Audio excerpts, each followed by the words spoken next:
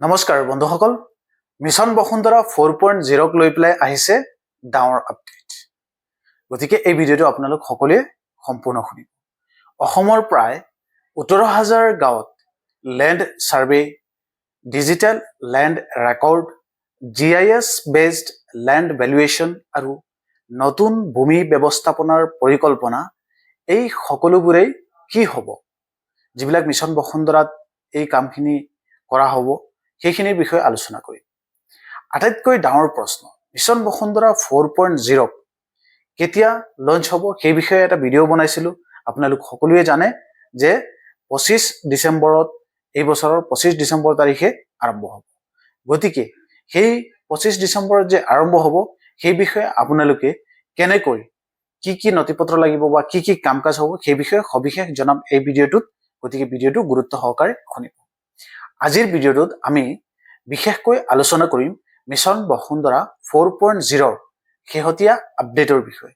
যিবিলাক আপডেট আছে যে তাত কি কি ধৰণৰ কাম কাজ হ'ব, বিশেষকৈ কি কি ধৰণৰ কাম থাকিব, যেনে মিছন বসুন্ধৰা 4.0 যিটো লঞ্চ কৰিব বৰ্তমান চৰকাৰে, তাত কি কি ধৰণৰ কাম কাজ থাকিব সেই বিষয়ে আপোনালোকে সামাজিক মাধ্যমত দেখিছে।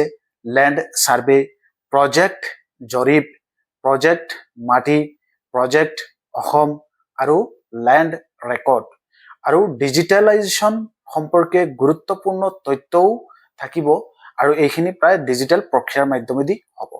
এইখিনি যিখিনি পইণ্টছ আপোনালোকৰ আগত মই প্ৰকাশ ক'লো, সেইখিনি পইণ্টছ আপোনালোক সকলোকে ডিছকাছ কৰি জনাব বিচাৰিছোঁ। মিছন বসুন্ধৰা 4.0 কেতিয়া লঞ্চ হ'ব সেইটো লৈ পেলাই মানুহৰ মনত উদ্বেগ যিটো আছিল, প্ৰশ্ন আছিল, সেইটো গম পালে।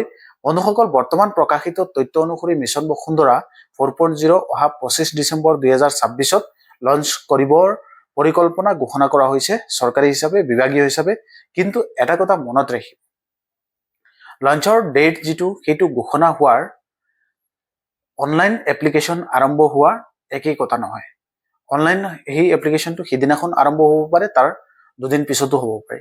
গতিকে সেইটো পৰৱৰ্তী সময়ত লক্ষণীয় হ'ব। সেয়েহে নতুন এপ্লিকেশ্যন কেতিয়াৰ পৰা আৰম্ভ হ'ব, কোন কোন ছাৰ্ভিচ থাকিব, সেই নতুন যিটো এপ্লিকেশ্যন মুকলি কৰিব বা অফিচিয়েল নটিফিকেশ্যন অহালৈকে অপেক্ষা কৰাটো বহুতো গুৰুত্বপূৰ্ণ। কাৰণ অফিচিয়েল নটিফিকেশ্যন নহালৈকে আমি একো ক'ব নোৱাৰি। ১৮,০০০ গাঁৱত লেণ্ড ছাৰ্ভে, সেই পইণ্টছসমূহ আপোনালোকৰ আগত মই ডিছকাছ কৰিব বিচাৰিছোঁ আৰু সেইখিনি আপোনালোকক বহুত বেনিফিট কৰিব। মিছন বসুন্ধৰা 4.0 অন্যতম ডাঙৰ পৰিকল্পনা হৈছে অসমৰ প্ৰায় ১৮,০০০ গাঁৱত ষ্টেট ৱাইড লেণ্ড ছাৰ্ভে কৰা। সেইটো বহুত ডাঙৰ আকাৰে হ'ব। এই ছাৰ্ভেৰ উদ্দেশ্য হৈছে মাটিৰ সঠিক লোকেশ্যন নিৰ্ধাৰণ কৰা, মাটি যিখন এৰিয়াত আছে সেই লোকেশ্যনটো নিৰ্ধাৰণ কৰা, লেণ্ড বাউণ্ডেৰী অধিক স্পষ্ট কৰা, লেণ্ডৰ যিটো বাউণ্ডেৰী আছে চাৰিসীমা সেইটো স্পষ্ট কৰা, আৰু পুৰণি লেণ্ড ৰেকৰ্ডসমূহক আধুনিক কৰা আৰু ডিজিটেল ছিষ্টেমৰ সৈতে সংযোগ কৰা।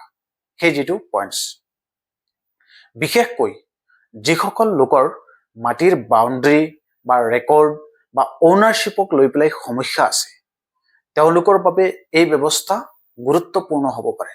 গতিকে এইবাৰ মিছন বসুন্ধৰা 4.0 সেইটো সকলোৰ কাৰণে বহুতো গুৰুত্বপূৰ্ণ, যিবিলাক মানুহৰ পট্টাৰ লেণ্ড আছে।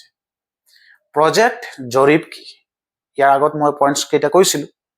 এতিয়া আহোঁ প্ৰজেক্ট জৰীপলৈ। প্ৰজেক্ট জৰীপ সম্পৰ্কে কিছুমান কথা আপোনালোক সকলোকে জনাব বিচাৰিছোঁ।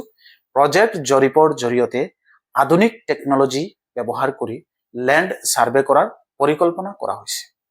এইটো একেবাৰে সহজ, অৰ্থাৎ পৰম্পৰাগত ছাৰ্ভেৰ লগতে আধুনিক ডিজিটেল আৰু GNSS টেকনলজি ব্যৱহাৰ কৰি মাটিৰ লোকেশ্যন আৰু বাউণ্ডেৰী অধিক নিৰ্ভুলভাৱে ৰেকৰ্ড কৰাৰ লক্ষ্য আছে।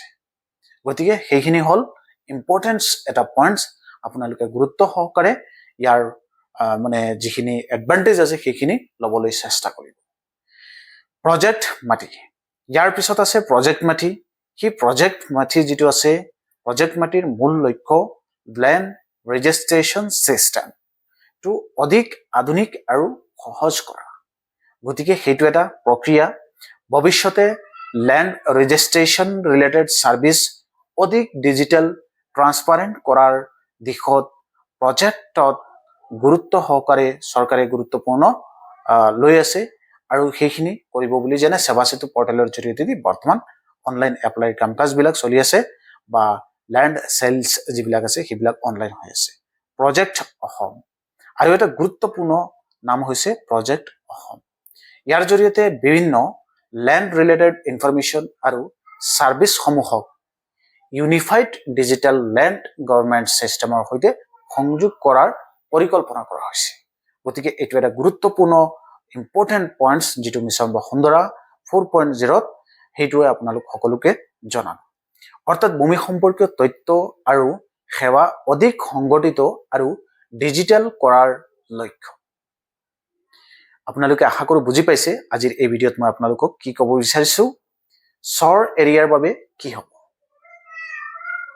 বন্ধুসকল অসমৰ সৰ আৰু ৰিভাৰেন এৰিয়া যিবিলাক আছে নদী কাষৰীয়া অঞ্চল সমূহত ল্যান্ড সাৰ্ভেৰ ওপৰত বিশেষকৈ গুৰুত্ব দিয়াৰ কথা প্ৰকাশ পাইছে হেতু আপোনালোক সকলোৱে বিধানসভাত দেখিছে মাননীয় মুখ্যমন্ত্ৰী মহোদয় এই বিষয়ে ভাষণ প্ৰদান কৰিছিল নদীৰ গতিপথ সলনি হোৱা ল্যান্ড বাউণ্ডাৰী পৰিৱৰ্তন হোৱা আদি কাৰণত সৰ এৰিয়াৰ ল্যান্ড ৰেকৰ্ড মেইনটেইন কৰাটো বহু সময়ত কঠিন হয় সেয়ে ডিজিটেল সাৰ্ভে আৰু আপডেটেড ল্যান্ড ৰেকৰ্ড এই অঞ্চলসমূহৰ বাবে গুৰুত্বপূৰ্ণ হ'ব পাৰে কাৰণ যেতিয়া নদী এখন জায়গা যেতিয়া খহি লৈ যায় পৰা খহনিয়া তাৰ পিছত সেই জায়গাখনৰ লোকেশন বাউণ্ডাৰী বিলাকত বিভিন্ন ধৰণৰ অসুবিধাৰ সন্মুখীন হয় সেইবিলাক সলভ কৰিবৰ কাৰণে এই ব্যৱস্থা কৰিবৰ কাৰণে চৰকাৰে পৰিকল্পনা কৰিছে GIS based land valuation mission Basundhara 4.0 ৰ আন এটা গুৰুত্বপূৰ্ণ দিশ হৈছে GIS based land valuation অৰ্থাৎ টেকনলজি আৰু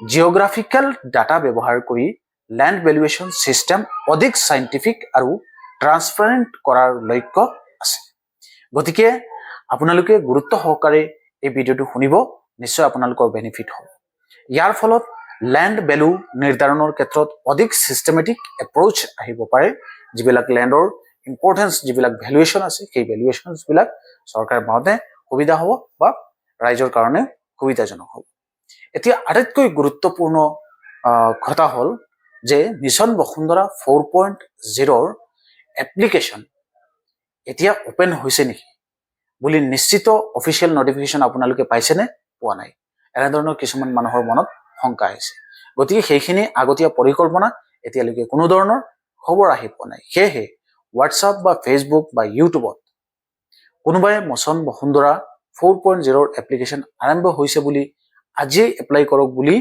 এনে ধৰণৰ ক'ব পাৰে সেইবিলাকত আপোনালোকে গুৰুত্ব নিদি পেলাই অফিচিয়েল নোটিফিকেশন যিবিলাক আছে সেইবিলাক চেক কৰিব লাগে চাব লাগে যেতিয়া আহিব সেইবিলাক আপোনালোকে গুৰুত্ব সহকাৰে কাম কৰিব বুয়া লিংক বা সন্দেহজনক ৱেবছাইটত নিজৰ আধাৰ OTP বা ব্যক্তিগত তথ্য কেতিয়াও দিব নালাগে হেতু গুৰুত্ব দি আপোনালোকে খেয়াল কৰিব কাৰণ মই ওয়েলেছ অসম ইউটিউব চেনেলৰ তৰফৰ পৰা প্ৰায় অনলাইন কামকাজৰ কাৰণে ভিডিঅ বনাও সেই কাৰণে আপোনালোক সকলোকে কলো গতিকে বন্ধুসকল মিছন বসুন্ধৰা 4.0 অসমৰ ল্যান্ড ৰেকৰ্ড আৰু ল্যান্ড মেনেজমেন্ট সিস্টেমত এক বৃহৎ পৰিৱৰ্তন আনিব পাৰে এইবাৰ মিছন বসুন্ধৰা 4.0 আমাৰ কাৰণে লক্ষণীয় হ'ব 25 ডিসেম্বৰ 2026 ত লঞ্চ কৰাৰ সময়ত 18000 গাঁৱত ল্যান্ড সাৰ্ভে প্ৰজেক্ট জৰীপ মাটি আৰু অসম ডিজিটেল ল্যান্ড গভৰ্নমেন্টছ এইবোৰে এতিয়া মুখ্য আপডেট আপোনালোক সকলোকে জনালো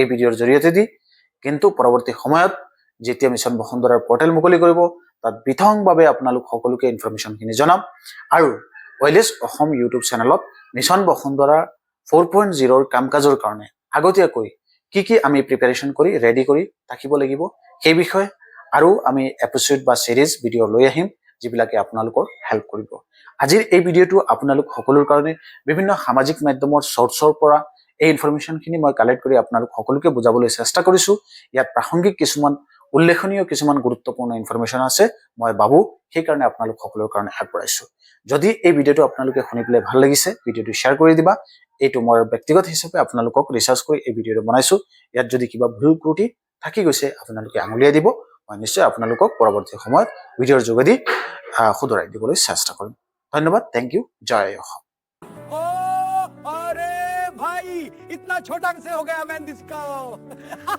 कमेरा बंद करो यार, पब्लिक मुझे हाथ में उठा के घुमा रही है यूं।